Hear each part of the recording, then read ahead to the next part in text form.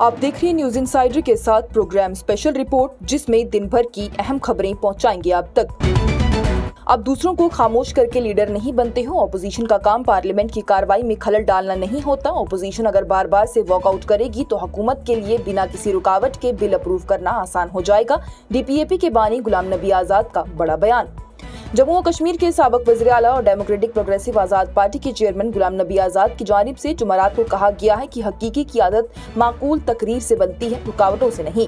Ghulam Nabi Azad Gandhi global family तकरीर में शिरकत करने के बाद बातचीत कर रहे थे। तकरीर के बाद उनकी जानिब से एक प्रेस कॉन्फ्रेंस से खिताब किया गया, जहाँ उन्होंने पार्लियामेंट के तर्ज अमल, सियासी जिम्मेदारी और जम्मू और कश्मीर में सियासत की बदलती हुई नोयत पर भी अपने ख्यालात का इजहार किया। गुलाम नबी आजाद की जानिब से कहा गया कि जब वो यूथ कांग्रेस के सदर बने थे तो यूथ कांग्रेस के तकरीबन 40 से 50 मेंबरान ने इलेक्शन जीता था। उन्होंने कहा कि हमें पार्लियामेंट में ब्लॉक दिया गया था। जब भी ऑपोजिशन लीडर बोलने के लिए खड़े होते थे तो हम खामोश रहते थे और उन्हें सुना करते थे। गुलाम नबी आजाद की जानिब से कहा गया है कि ऐवान के कामकाज में खलल डालना हुकूमत की मुखालफत का जिम्मेदार तरीका नहीं है। उन्होंने कहा कि अगर आपको ऐवान को चलने नहीं देना था तो फिर आपने इलेक्शन क्यों लड़ा। उनकी जानिब से कहा गया कि आप घर में बैठकर भी मुखालफत कर सकते थे। पार्लियामेंट का मकसद कौमी, बैनुल-अक़वामी, माशी और फिर अवामी मसाइल को उठाना होता है, ना कि शोर मचाना। गुलाम नबी आजाद ने मजीद कहा कि मुबाहसों के दौरान बार बार से वॉकआउट करने से सिर्फ हुक्मरान जमात को मदद होती है। आजाद की जानिब से कुछ सियासी रहनुमाओं की जहनियत पर भी तबसरा किया गया। सीनियर लीडरों में हमेशा ही वजीर रहने का रुझान होता है। उनकी जानिब से कहा गया कि वो किसी न किसी तरीके से सिस्टम में दोबारा दाखिल होने की कोशिश करते रहते हैं। दूसरी तरफ बहुत से नए लोग डीडीसीज और बीडीसी से मेंबरान बनने के गुज़िश्ता चंद महीनों में ही बड़ी तादाद में सियासत में शामूलियत इख्तियार कर चुके हैं। अपने सियासी मुस्तकबिल पर बातचीत करते हुए उनकी जानिब से कहा गया कि मैंने अभी फैसला नहीं किया है कि इलेक्शन लड़ूंगा या नहीं। कश्मीर में सियासत मसाइल से ज्यादा जज्बात पर मुबनी है। मैं हर इलेक्शन में सिर्फ एक ही तकरीर करता हूँ, चाहे वो जम्मू में हो, दिल्ली में हो या फिर श्रीनगर में हो। लोग चाहेंगे कि मैं कई जगहों पर बदलूं, लेकिन ये मेरा इख्तियार नहीं है और ना ही मैं ऐसा करूंगा। सिर्फ इतना ही नहीं, गुलाम नबी आजाद की जानिब से मजीद कहा गया कि 1947 में जब फिरका वाराना फसादात ने मुल्क के कई हिस्सों को अपनी लपेट में ले लिया था, कश्मीर उससे बरक्स होने के चलते वो एक साथ खड़ा हुआ था। जब पूरा मुल्क कत्लो गारत का मुशाहदा कर रहा था, गांधी ने कहा था कि उन्होंने कश्मीर में रोशनी की किरण देखी है। वो रोशनी शायद मध्यम हो चुकी है, लेकिन उसने एक मुख्तलिफ रास्ता दिखाया है। वकार के साथ रियासत का दर्जा होगा और 370 कभी भी वापस नहीं आएगा। अगर उमर अब्दुल्ला आम रियासत का दर्जा चाहते हैं तो हम एक ही सफ में हैं। बीजेपी के सीनियर रहनुमा सुनील शर्मा का बयान। अपोजिशन लीडर और बीजेपी के सीनियर लीडर सुनील शर्मा की जानिब से जुमेरात को कहा गया है कि अगर वज़ीर आला उमर अब्दुल्ला आर्टिकल 370 और नाम नहाद वकार के साथ ही रियासत की वापसी चाहते हैं तो उन्हें उससे भूल जाना चाहिए।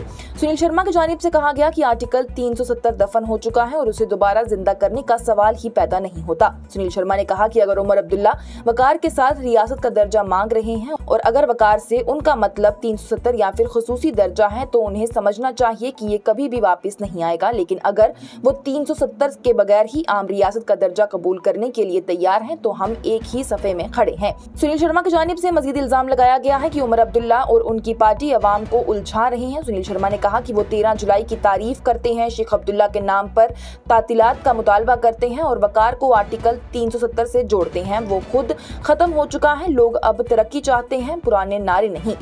वहीं बीजेपी लीडर की जानिब से मजीद कहा गया है कि रियासत का दर्जा दुरुस्त वक्त पर ही मिल जाएगा, लेकिन माजी से मुंसलिक शराइत पर नहीं।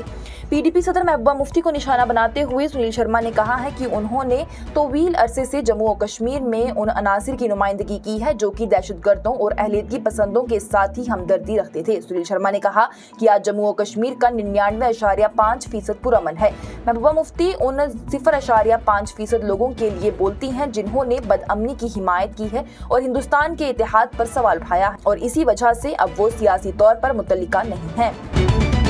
वज़ीर दाखिला अमित शाह इस बात का जवाब दे कि अगर पहलगाम हमलावर गैर मुल्की थे तो फिर मकामी कश्मीरियों के घरों को क्यों तबाह किया गया। एएनसी के नायब सदर मुजफ्फर शाह का बयान।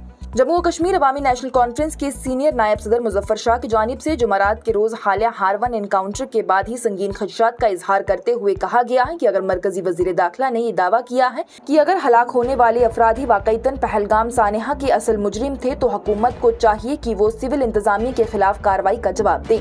मुजफ्फर शाह की जानिब से तकरीबन 1 दर्जन रिहायशी ढांचों को मस्मार करने के पीछे दलील पर सवाल उठाते हुए कहा गया है कि अगर अब ये साबित हो गया है कि मुलविस दहशतगर्द गैर मुल्की शहरी थे और लेफ्टिनेंट गवर्नर ने पहले ही हिफाजती खामियों की जिम्मेदारी कबूल कर ली है तो फिर बेगुनाह शहरियों को उस वाक़े के नताइज क्यों भुगतने पड़े हैं, उस पर मजबूर क्यों किया गया जिससे उनका कोई ताल्लुक ही नहीं था।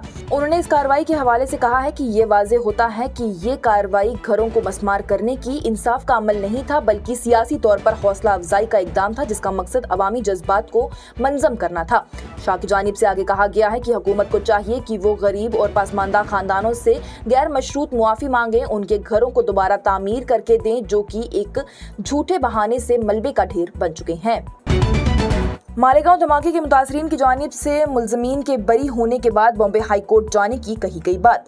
एक खसूसी कौमी तहकीकाती एजेंसी की अदालत ने 2008 के मालेगांव बम धमाके केस में तमाम 7 मुल्ज़मीन को बरी करने के चंद घंटे बाद ही, जिसमें 6 अफराद हलाक और 100 से ज्यादा जख्मी हुए थे, मुतासरीन और मरने वालों के अहले खाना की जानिब से जुमेरात को इस फैसले से गहरी मायूसी का इजहार किया गया है और उसे हाई कोर्ट में चैलेंज करने का ऐलान भी किया गया है। उनकी जानिब से बयान में कहा गया है कि रमजान के मुकद्दस महीने में मालेगांव को हिलाकर रख देने वाले महलक धमाके के 17 साल बाद जिंदा बच जाने वाले और मरने वालों के रिश्तेदारों का ये कहना है कि अदालत के फैसले से उनके जज्बाती जख्मों को दोबारा खोल दिया गया है और अदालती निजाम पर उनके एतमाद को मुतज़लज़ल कर दिया गया है। मालेगांव के रहने वाले धमाके से बच जाने वाले अंसारी अहमद का ये कहना है कि ये रमजान का महीना था जब धमाका हुआ। सब जानते हैं कि जानें ज़ाया हुई थी। यहाँ तक कि अदालत ने मरने वालों के लवाहिकीन को 2 लाख रुपए और जख्मियों को 50,000 रुपए का मुआवजा देने वाली बात को तस्लीम करते हुए ये कहा है, लेकिन इस फैसले से हमें बहुत तकलीफ हुई है, हम इसे हाई कोर्ट में जरूर चैलेंज करेंगे। वाज़ेह है तो मुंबई की NIA की एक खसूसी अदालत की जानिब से जुमेरात को ही 2008 के मालेगांव धमाके में मुलव्विस 7 मुल्ज़मीन को बरी कर दिया गया है। अदालत ने कहा है कि इस्तगासा इस मामले को माकूल शक से बालातर साबित करने में नाकाम रहा है। NIA अदालत की जानिब से महाराष्ट्र हुकूमत को भी हुक्म दिया गया है कि वो मुतासरा खानदानों को 2 लाख रुपए और जख्मियों को 50,000 रुपए मुआवजा फराहम करे। वाज़ेह है तो इसमें साबक MP Sadhvi Pragya, major retire Ramesh Upadhyay, Sudhakar Chaturvedi, Ajay रैकर, Sudhakar धर द्विवेदी, शंकराचार्य और समीर कुलकर्णी समेत 7 लोग मुल्जिम पाए गए थे। और वज़ीर आज़म और वज़ीर खजाना के अलावा हर कोई जानता है कि हिंदुस्तान डेड इकोनॉमी बन गया है। कांग्रेस लीडर राहुल गांधी का बड़ा बयान। कांग्रेस के लीडर राहुल गांधी की जानिब से जुमेरात को कहा गया है कि वज़ीर आज़म नरेंद्र मोदी और वज़ीर खजाना निर्मला सीतारमन के अलावा सभी जानते हैं कि हिंदुस्तान एक मुर्दा माशियत बन चुका है, क्योंकि उन्होंने इल्जाम लगाया है कि बीजेपी की क़ियादत वाली हुकूमत ने हिंदुस्तान की इक्तिसादी, दफाई और खारजा पॉलिसी को तबाह कर दिया है। पार्लियामेंट हाउस कम्प्लेक्स में नामानगारों से बात करते हुए राहुल गांधी ने यह भी दावा किया है कि अमेरिका के साथ तिजारती मुआहदा होगा और ट्रंप उसकी वजाहत करेंगे, जबकि वज़ीर आज़म नरेंद्र मोदी वही करेंगे जो कि अमेरिकी सदर उन्हें करने को कहेंगे।